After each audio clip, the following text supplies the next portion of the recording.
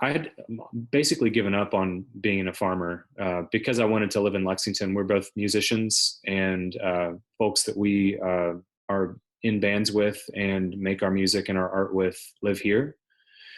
And so that was sort of a hard choice for me, but I thought I was giving that up. And then we purchased our house in 2014 here on North Limestone. And I started kind of just kind of like snooping around pieces of land, pieces of urban land, and thinking, what could this be? What's going on here? This is a half an acre here. There's an acre here. And then when some people who we were connected with in various ways, friends of friends who owned a property business, purchased some apartments, the parcel of land that we grow on came with that deal, and it's adjacent to those apartments. It's a 1.8 acre piece of land.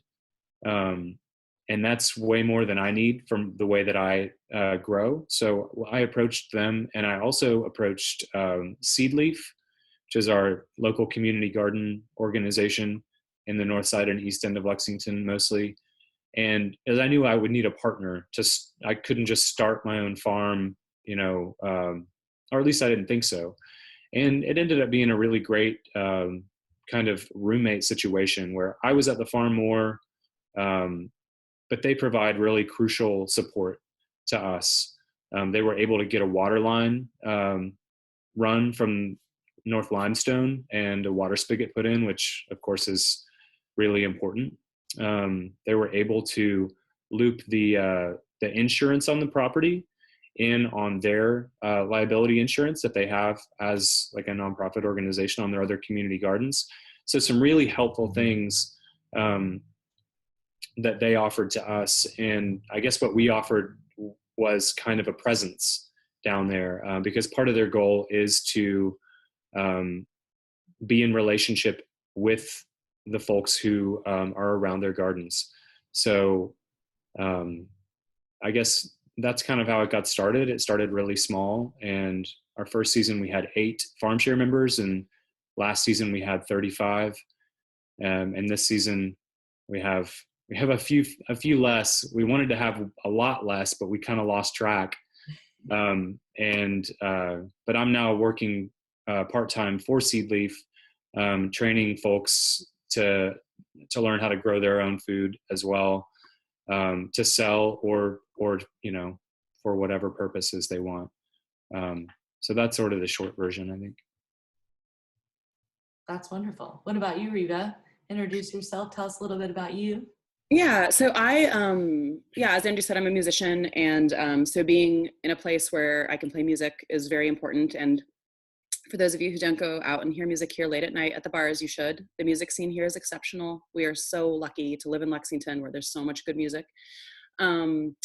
And I grew up in Kansas originally, and my parents were not farmers, but both their parents were farmers, and generationally I come from farming people. And it was never anything that appealed to me because what I saw where I'm from is, even though it was family farms, it's like really large commercial oriented agriculture. So 3,000 acres of soybeans, 2,000 acres of wheat, and running cattle on 500 acres.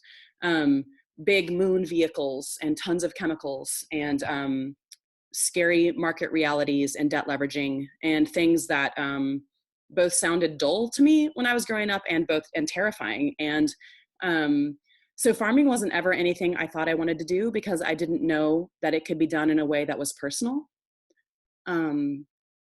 So I feel in a lot of ways that I kind of lucked into this. I lucked into meeting Andrew, who has a really strong farming background and growing background, even though he doesn't come from farming people. No, I grew up on Southland Drive. Yeah. So, and I'm from a rural place and didn't come from farming either, but have it generationally in my family's history. So yeah, I wanted to. I think as artists, we both are really interested in the other one getting to do what we find fulfilling, and doing whatever we can to negotiate those obstacles, to remove them, and to support each other. And Andrew really loves growing. So I was like, well, let's try to figure that out. And because we have, I think what it boils down to is we have, and this is part of the charm of Lexington, in my opinion, is that we have a lot of social capital here. We don't have enough money to buy our own land in the city. And now that we're growing food, we never will. We was like guaranteed it, I guess. So we rely on partnerships. We rely on an interdependent web of folks, and that has worked here. It's been friendship and relationships and partnerships that allow us to grow. So at the same time that we're sort of fulfilling, what aligns with our own worldviews about how land should be treated and where food should come from, those sorts of things, we're also like strengthening ties within our community and within the people that we already know and love. So yeah, I honestly feel I just lucked into this because it was something Andrew loved and wanted to do. And because I love Andrew, I wanted him to get to do it, and now I get to do it with him. Well, that's incredible. And yeah, I mean, to your point about Lexington just being a unique place, and I think this is such an amazing example of how, we have this vibrant city. There's, this music scene and the local food scene, which I want to get into a little bit more as well. But, there's also this opportunity, we think of ourselves, we have, like I mentioned, a significant agricultural industry here, but a lot of people only think about that as farmland, as land that's being farmed outside of our urban services boundary, outside of the city. And so I think this is just an incredible thing that you guys are doing, here right in the middle of our very vibrant downtown, and that you're showing that it's possible to do so on a small scale. And how does that scale? I mean, it obviously affects, how many farm shares you're able to offer and things like that. But are you at a manageable point size-wise right now? Do you think the ideal size or plot of land is bigger or smaller? Or how does the scale come into play for you all? And how can that be expanded to other places in Lexington, I guess is why I asked about that scale question.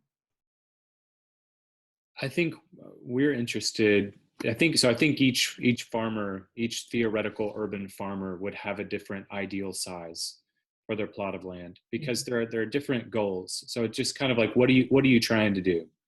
What we were trying to do was kind of show that you can grow a lot of food on a small piece of land, and also show that it is, from a community standpoint, from a what's the word I'm looking for? Like a quality of life standpoint, it's a good use of land to grow food, not just because food is like vegetables are good for us, or I'm not talking about dietary reasons. I'm mostly talking about community reasons.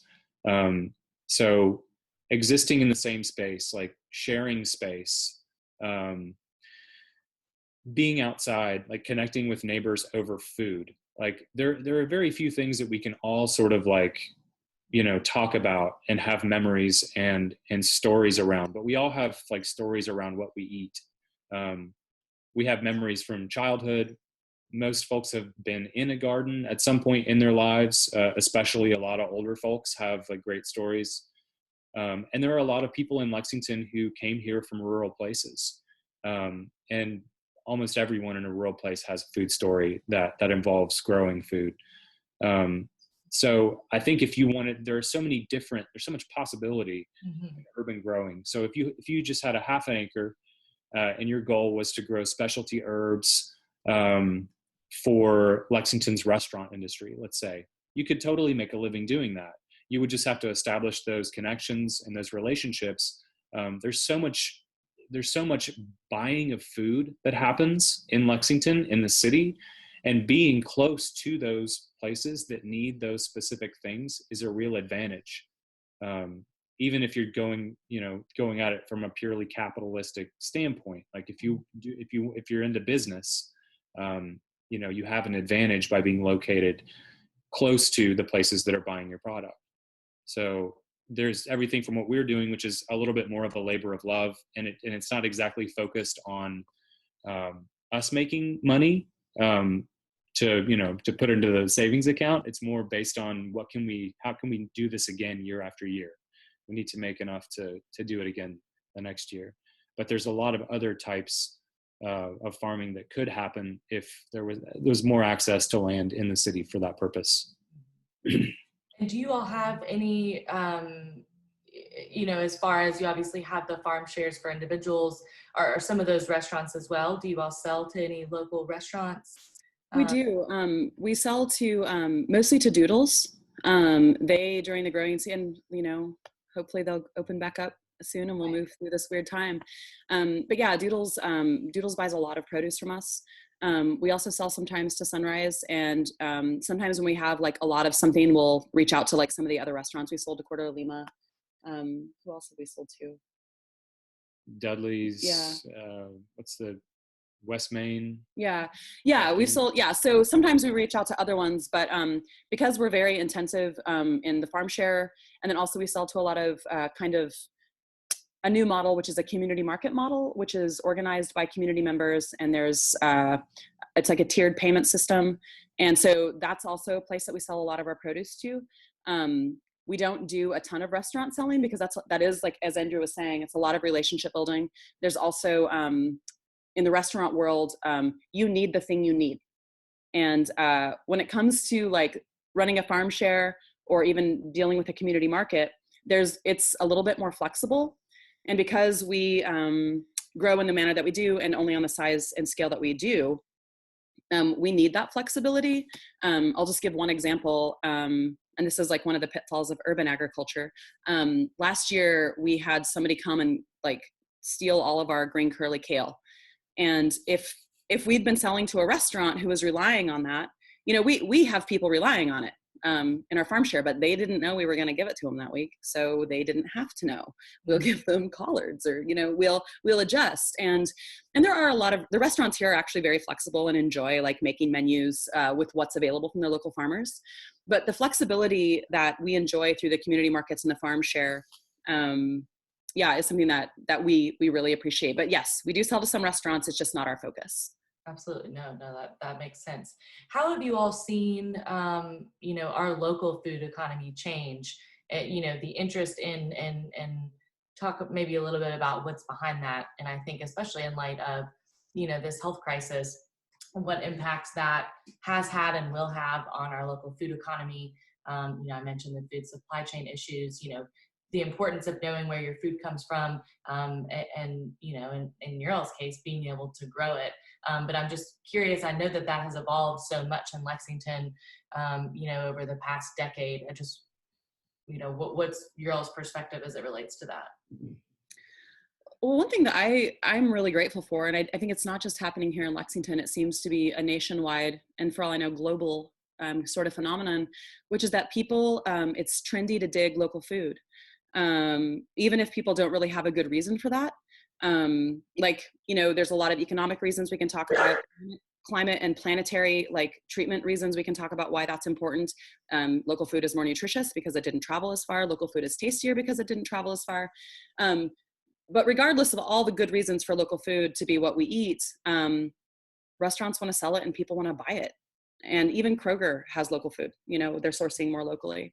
So that's been a really, really positive trend in sort of like fine dining all the way down in the last, it's probably been 20 years now, but I feel like in Lexington, it really was picking up about 10, 12 years ago, which is fantastic. And hopefully that trend will never die, and we will all benefit from it forever. But, it's funny that at the same time that's been happening, even before this current pandemic crisis and the increased amount of food insecurity and hunger, there were almost 50,000 people in Fayette County who were food insecure. So it's interesting to live in such a fertile, healthy place with a lot of local food, both in the surrounding counties and here, or even just in the tri-state area. We have a lot of food that gets grown here, and yet so many of our neighbors don't have access to that food, or they can't afford that food. So I feel like in some ways we've had as one thing is getting better, another thing has been kind of retreating. And I'm not sure that we have addressed that very well as a city. We're not the only ones who haven't addressed it well. I feel like it's a nationwide and global problem. But this current crisis is exacerbating it. We have a lot more hungry neighbors than we had before, and we had too many before. So what can we do locally to address it. And I mean, I think that there are different ideas and things that we can come up with, but something needs to be done. Something already needed to be done, but even more so now, something definitely should be done about it. What kind of other organizations, I have been so encouraged by all the local community efforts around that. I know Food Chain and Keelan and some other partners came together and started Nourish Lexington, and I'm sure Seedleaf has been involved in that as well. What efforts have you all seen, and are there ideas to expand those efforts? How do you think, or what are some ways that we can look at expanding those types of efforts to address some of these issues that, to your point, have only been exacerbated by, and this crisis is really just highlighting them now, even though they already existed? I think maybe part of the opportunity that's presented because of this crisis is, it's, I think it's revealed that just feeding people who are hungry, that's sort of like an emergency measure. That's sort of like the emergency room. And what we're looking for is maybe something that's more sustainable than just, it's really beautiful what's happened with Food Chain and Community Action Council, getting together to feed so many neighbors. But then, after this is over, what can we do to try to undermine that hunger in the first place? And I'm, maybe because I focus on growing, like the answer to me is, how do we get more people where they live involved in growing food, and food that can feed their families, food that can feed their neighbors? How do we transition on a scale from consumer to producer? How do we move closer to this side? How do we produce more of the things that we need to live as communities, as families, as individuals? So I think that's a really, and this is some of the best land in the entire world in Fayette County. Some of the most fertile. I mean, talk to a horse farmer, talk to a cattle farmer, like, this land is amazing. And typically, if that's the case, the land in the city is also amazing. And I've found that to be true in a number of places I've lived. So how can we encourage and give people the tools and the resources and the training they need to start backyard gardens, start, community gardens with the leadership of long-term residents and things of that nature is what I wonder. Yeah, I think there's also opportunity to do some more intentional and not necessarily profit-driven, but profit-concerned kinds of farming for folks too. It's one thing and an essential thing for more of us to be growing more of our food. You think back to the Victory Gardens era of World War II, when, because of supply chain needs and because of national resources, a lot more folks started growing their food again. One thing that's really interesting, Andrew pointed out, we were doing some research on Victory Gardens, and in all the photographs and illustrations about it, it was all white folks. And one of the things that then we remembered, just historically, is that for a lot of people of color in the United States, they were always growing Victory Gardens, because they, their access to wealth and to resources like homeownership and things were always limited through policy reasons and other things. So it's an interesting time to consider doing that again, both at that scale, but what can we do to promote people raising food intentionally for our restaurants, maybe for our public schools, in such a way that they also make a living at it. There are a lot of job creation opportunities, entrepreneurship opportunities that would teach people, even if they decided they didn't want to end up being a farmer, it would teach business skills, marketing, research, so many things that would be very beneficial and completely transferable to other sorts of jobs and career choices, that if we could have a little bit of emphasis and inertia on making land available to folks who wanted to learn how to grow food for profit. We have, like Andrew said, we have great land here. We have a lot of knowledge here to help people do that. And we have so much of a market here, whether it's, again, restaurants or grocery stores or public schools or whatever, that I feel like that would be another place that if we put some resources behind, yeah, it could really, really benefit our community, and we could grow a lot more food here too.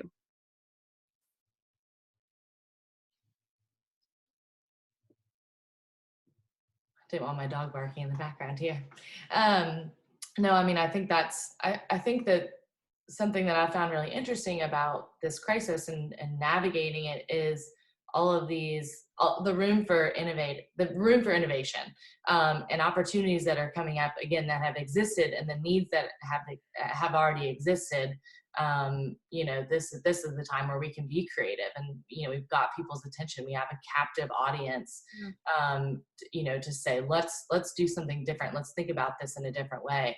And something that Fate Alliance is passionate about is how do all of policies around those types of issues all intersect. How does, to your point, we have incredible land here. We've got 90% of the prime soils in Kentucky here in Fayette County, which is just this incredible resource. And how do we expand the idea of utilizing that resource in a way that is outside of the way that we've always thought about farming? And so I think that opportunity is really ripe, and that's why I was so excited about our conversation. And how do we, look to expand that? Can you all? Are there other? Do you know people that have similar operations that you all do? Is there, any type of similar organizations that are, trying to promote this education that you guys can speak a little bit to, and how you all might work together or complement each other in these efforts? Yeah, definitely. There's a farmer that we really look up to who farms in the southern part of Fayette County. Her name is Kenya Abraham, and her farm is called Slack Market Farms. I don't know if anyone's heard of them, but she offers a herd share, and you can get, if you are a member of that, you can get milk and butter and also meat. And she and her husband, they have their own halal butcher shop, a mobile halal butcher shop that they do. And they're doing something really special in that, which is offering humanely raised and slaughtered meat and really, really well-treated animals, so that you can feel good about your milk and your butter for folks who are concerned about those things. And it's interesting. Kenya faces a lot of challenges. They face a lot of challenges out there. They don't own their land. Land access, even for those of us farmers who are doing it right now, continues to be a difficulty, but they're so committed to it. She also has 4 children that she homeschools. So she's got her hands full, but she's a remarkable person. So that's one place that I feel like is doing some really good work. And then there's we have some local organizations that do a great job. We're huge fans of Seedleaf. We partner with them, and also their emphasis on community gardening and trying to listen to neighbors as what their land use needs and what kinds of things they want to grow. We admire and try to emulate. And then there's an organization called Black Soil, which sort of draws a lot of attention to Black farmers in Kentucky, and which I forget what the percentage is now of farmers who are farmers of color. It's dismally small. And just a couple of generations ago, we had a lot more Black farmers. And there are a lot of reasons why, but Black farmers nationally have been moved off their land through a lot of nefarious means. But they're trying to promote not just the knowledge of people of color who are farming, but also to try to change the perception within the Black community and within the white community, honestly, that farming is just something white people do. We have a crisis kind of looming on the horizon of age.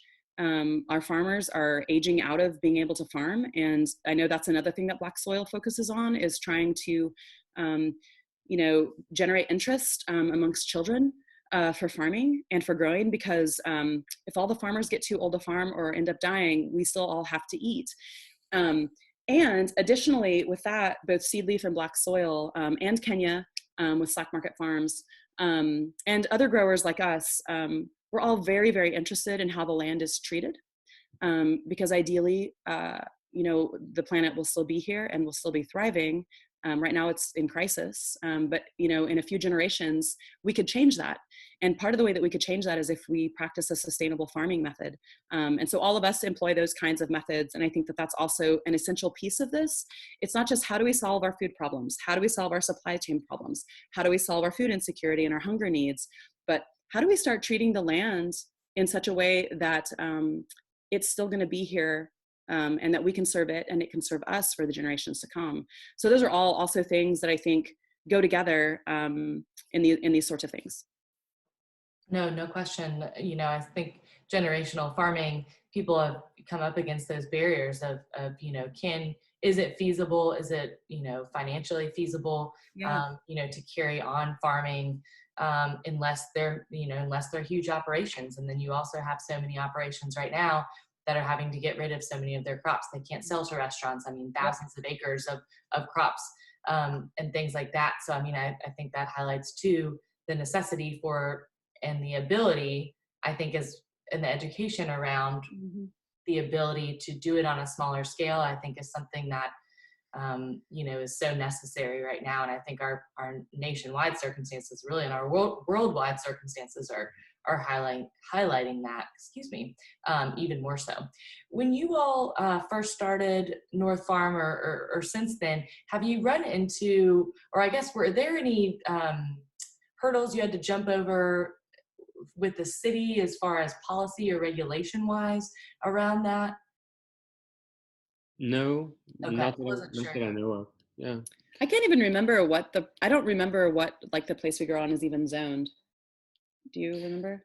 It's zoned. No, Maybe we shouldn't talk about it. It is. It's zoned for more apartments. Okay. So it butts up against a property that has it's like 84 units. It was built in the mid 70s, and then this piece of land was planned to have more apartments built on it, but it just never happened. So, but I did want to speak to something that you were just talking about, Brittany, as far as generational challenges that farmers face. It seems like I hear that a lot, and hear stories about that a lot of folks who have a farming system in place, and either don't have anyone in their family, like have no kids that want to take it over. There's no plausible way that farmer or any of those farmers can sell their operation as it is, because it's so hard to make money farming.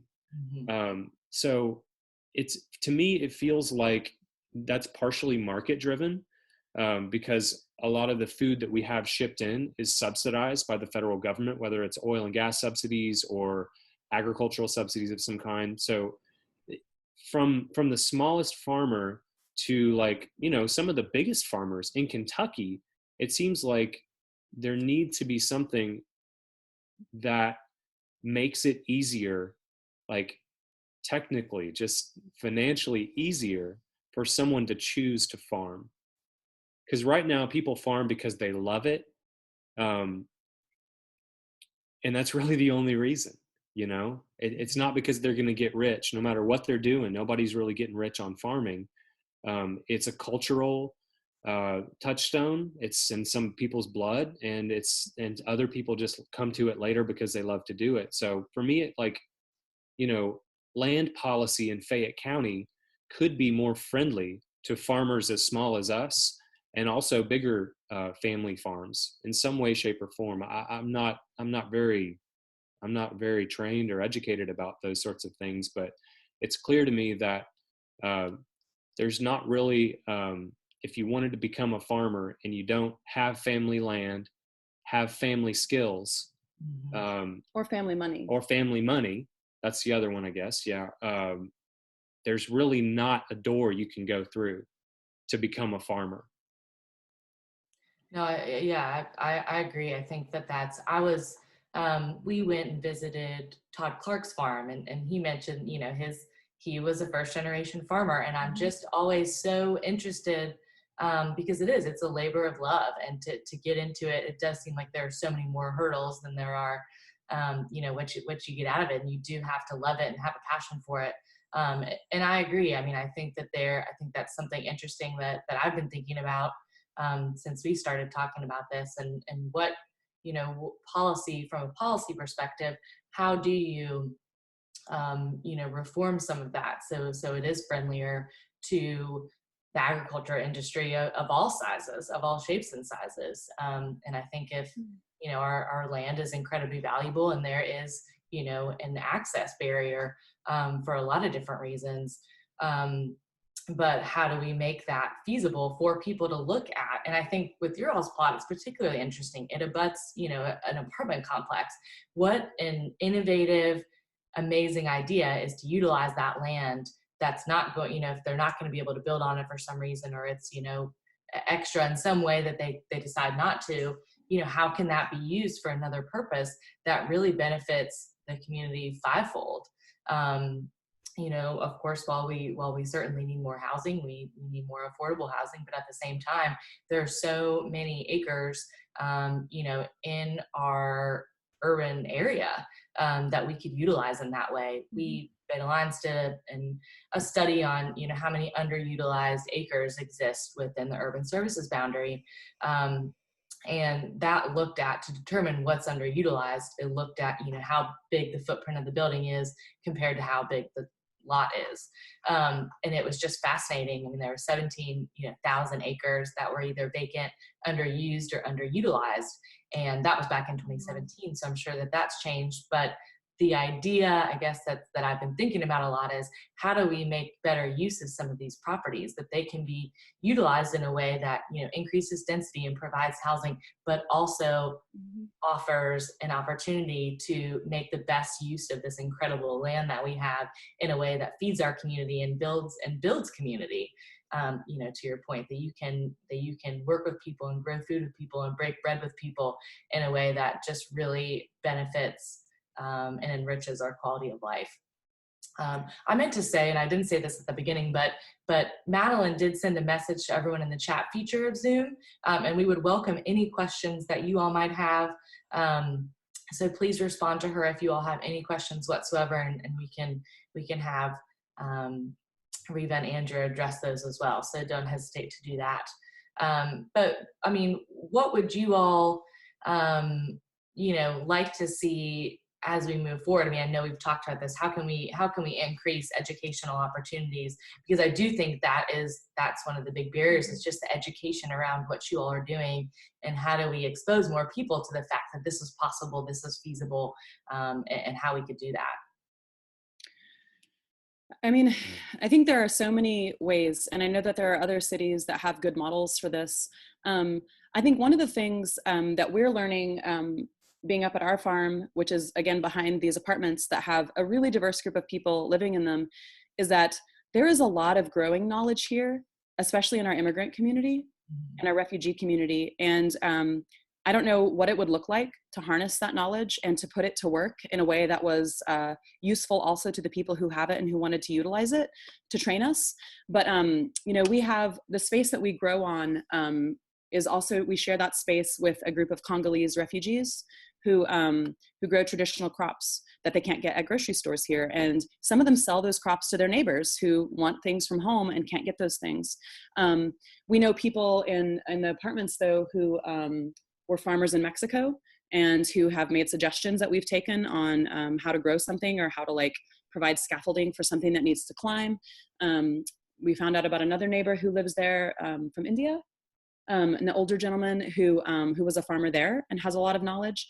And so we keep learning of more and more people who have decades of experience farming, for their jobs. And there are so few people from the United States now who ever did farming as their job, or who, if they've done it, have done it again, like where I'm from, on this large commercial chemical-based scale, which is not sustainable long-term in any way, either for those farms or for the planet. So I feel like that, talking about underutilized land, we have underutilized knowledge bases within so much of our communities. Our elders and our immigrants here know a lot about this stuff. And we continue to have this sort of weird divide amongst not just socioeconomic classes within Lexington, but races and countries of origin and culture. And because of that, we're not benefiting from one another's knowledge. I'm not sure all the ways that we could address that, but I really feel like tapping into those resources would be one way. Again, I think it would need to be policy, funding, and resource driven, because people with expertise should be compensated for their time and their knowledge. But I still think that if we started looking in those places, we would be surprised of what we would find and how we could benefit. So that would be one way. I think that would be really helpful. I also think we should pay people to farm and garden. We should pay them to learn, and we should pay them to do it. Like, I think that makes a ton of sense. And eventually, if they get good at it, it would be a self-sustaining job that we helped them create and that they could just keep by continuing to do it. That one feels really obvious to me, but that's because I farm as a living. I also think that it would be appropriate to use some of the resources that are allocated, like the Fayette County Extension Agency, because Fayette County Extension Office is not in the country. It's on Red Mile Road. It's in Lexington.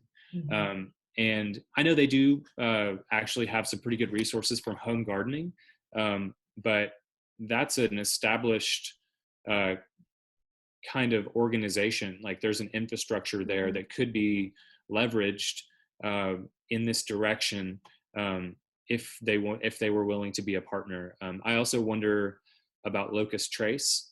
I think a lot of their stuff is focused more on veterinary. We are in horse country, and that stuff is definitely a big part of our county and our economy. But I would really love to see food production, in more specific, like a sustainable food production. Maybe a program there that could, where students could participate in these sorts of activities as part of their coursework, start gardens around the city, and maybe some partnerships with UK as well. I mean, there's a lot of resources just in our city that are, state and government run, that have a lot of tools in place. I mean, not as much funding and resources as they have had in the past or currently, but still a lot of knowledge there too. No question. I mean, I think that there, again, are so many opportunities to explore, where this could go and continue this conversation.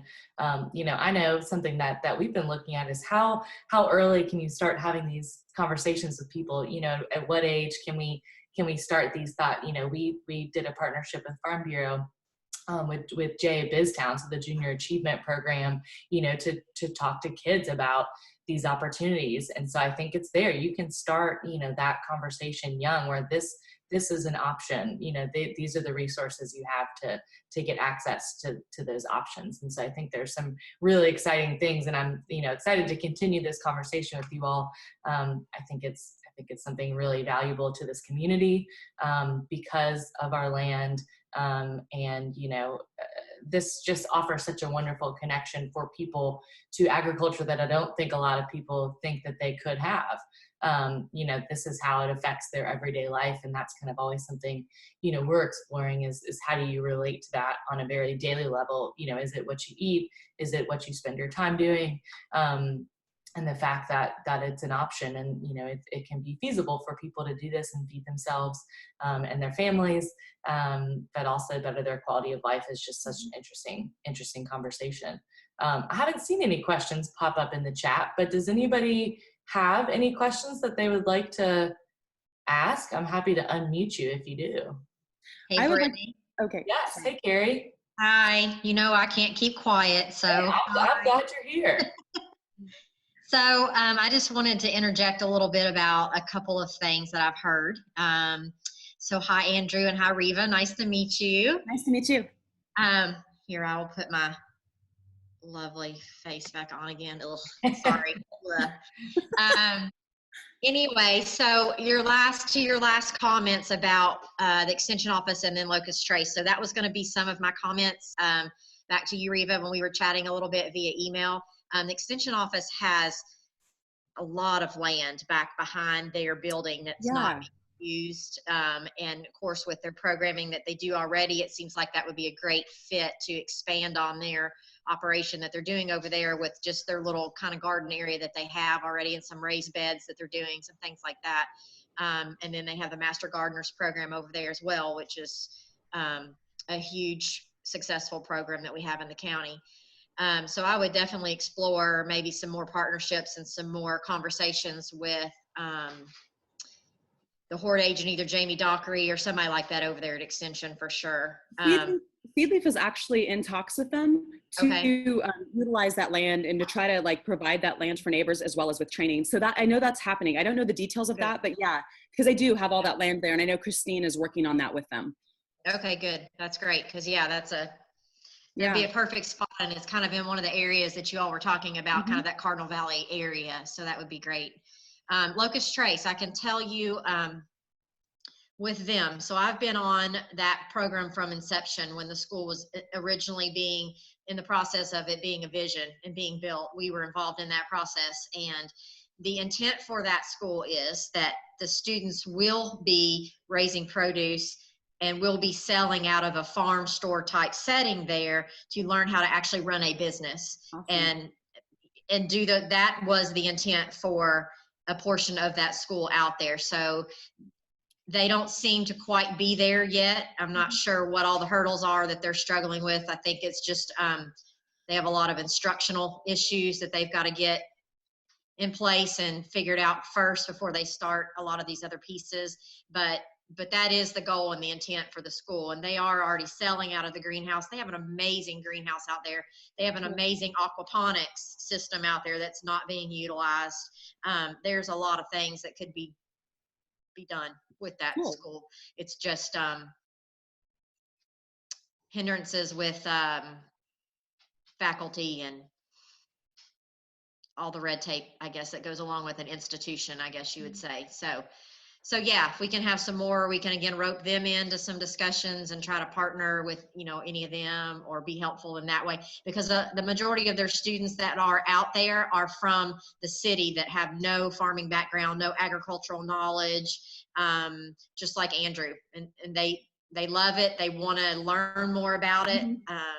And so it's really kind of been a neat concept to see them get their eyes opened up to different aspects of agriculture that they've never been exposed to and didn't realize that maybe they had an interest in, but because of being out there at the school, they've had an opportunity to experience the horticulture side or aquaponics or the vet tech side or whatever. You've got students that have never seen a horse or touched a horse and are getting that opportunity. It's kind of cool to see kids in the city grow that interest that they would have never had an opportunity to be exposed to. So yes, those are my comments as far as roping some of those folks in, just to see how we can continue or how we can be of assistance to help them get there a little better or something like that. But that is the goal for that school. They're supposed to be running a farm market where they're learning the whole business aspect of raising the stuff, picking it, selling it, dealing with consumers, all of that. They just aren't there yet. Okay, thank you. Thanks for that information. No, I do think, it's a wonderful time to be having these conversations, because I do think, there are some existing opportunities. It just might be a great time for, all of us to come together and say, let's talk about making some progress, and some of these things that already do exist. So thank you so much, Carrie, for offering that. I look forward to talking more about that. Anyone else have any questions? I don't want to keep everyone. I know everyone wants to watch Andy at 5, or most people do probably, but are there any other questions that we can ask Andrew and Reva to answer? I have one. Shelby, hello, good to see you. Hi. Hi, Shelby. Hi, I'm a college student, and I'm working on a research project on Maryland farmers and how they're adapting to both COVID-19 right now, but also climate change long term. So while I'm learning about farmers there, I wanted to get more plugged into what's going on here.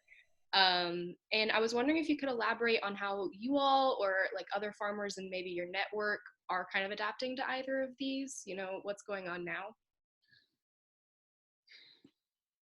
I think one thing about the farmers that are growing at our scale or maybe a little higher is that they're all still doing it.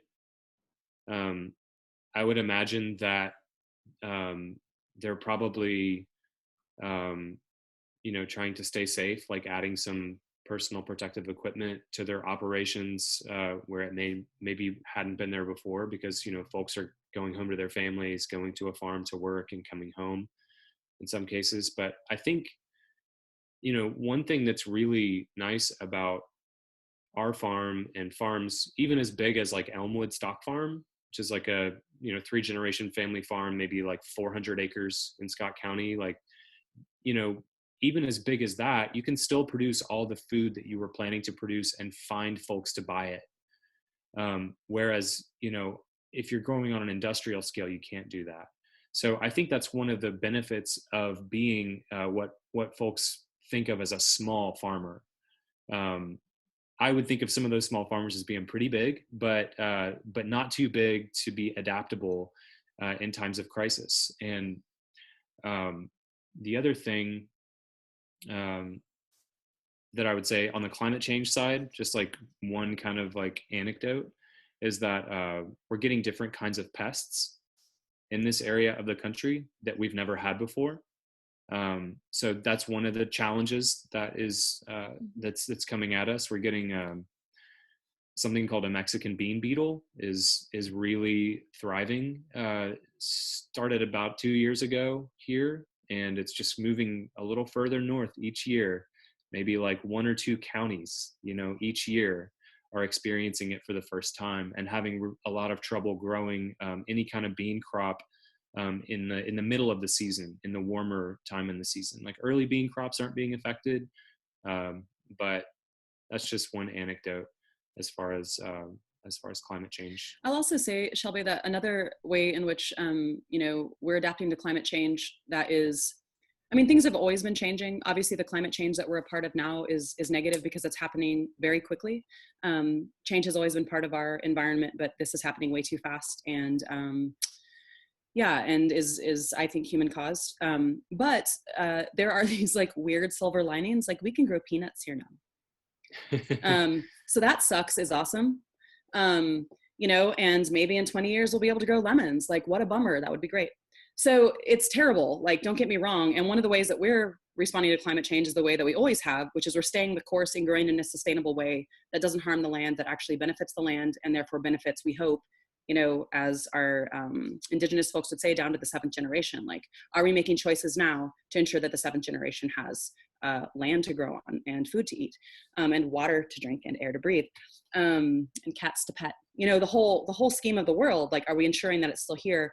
So one of the ways we're adapting to climate change is staying the course. We are going to keep growing in a way that preserves land and preserves it in a way that our kids can still be growing. It's really cool that you bring up the 7th generation. We did an interview with the Intertribal Agricultural Council, and that was most of what was talked about, is kind of working towards a bigger picture generation. Mm-hmm. Yeah. Thank you. Yeah, because we have bills to pay right now, but if what we're doing is going to undercut, that far into the future, it's not worth doing. Like, we have to make all of our choices in such a way that we're always remembering, like, that far down the line, or it's a dishonest choice, I would say. Like, it's shortchanging, like, the future generations. And thanks so much for your work and talking. Yeah, that's exciting. Your thing about Maryland, I would love to learn about it. Is it something you're going to post online?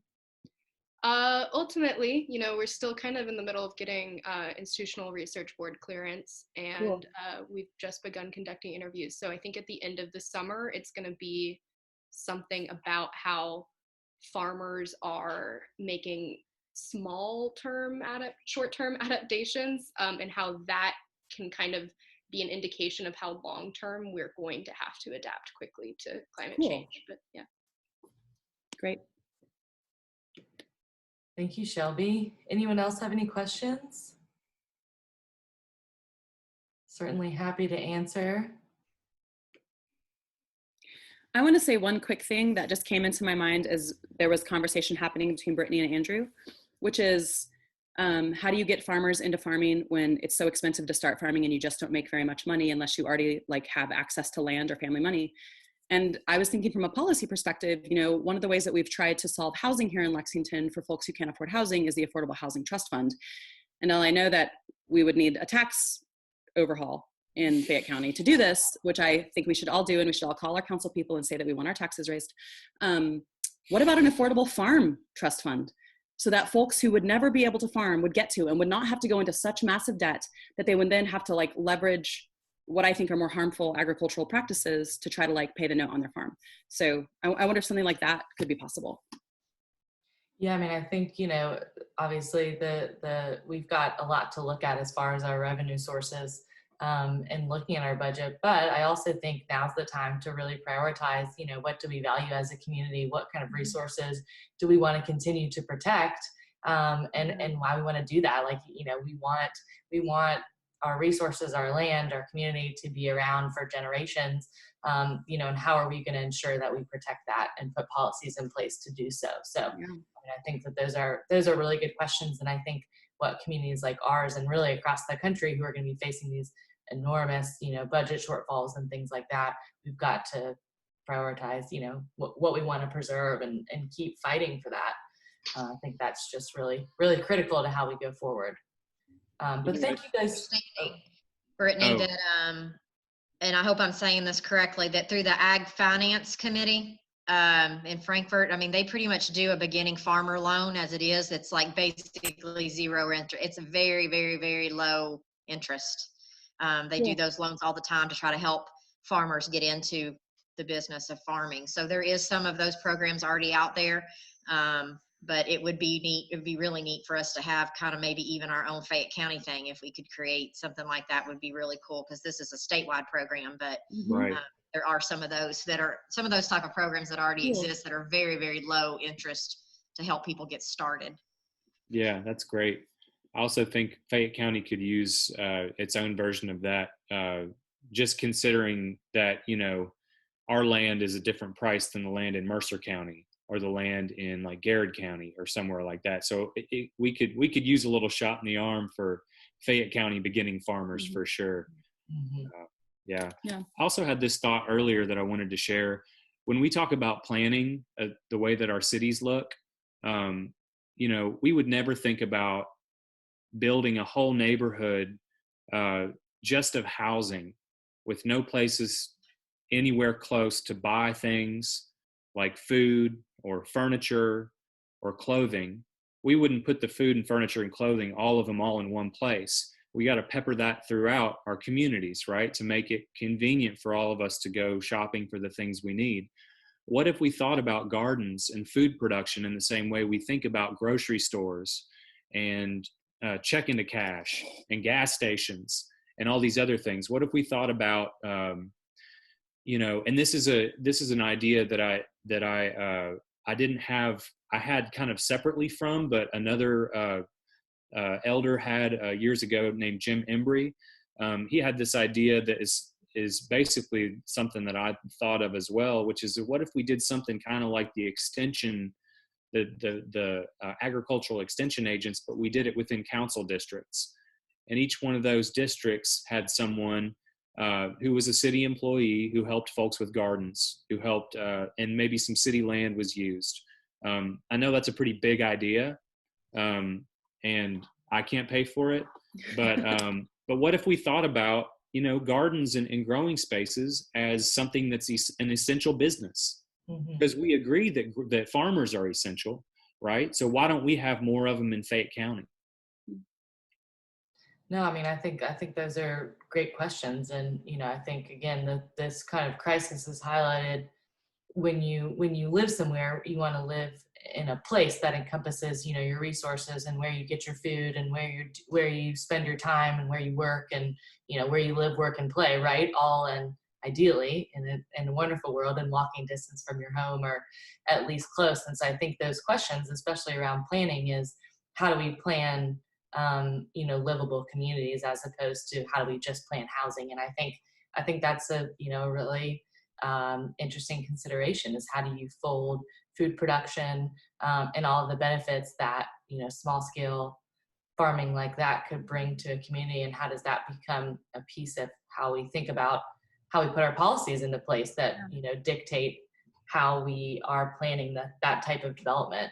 And, you know, that's something obviously that we're really interested in. How do we grow in a way that's sustainable for this community to always have the assets that we value so highly, as well as provide what our citizens need.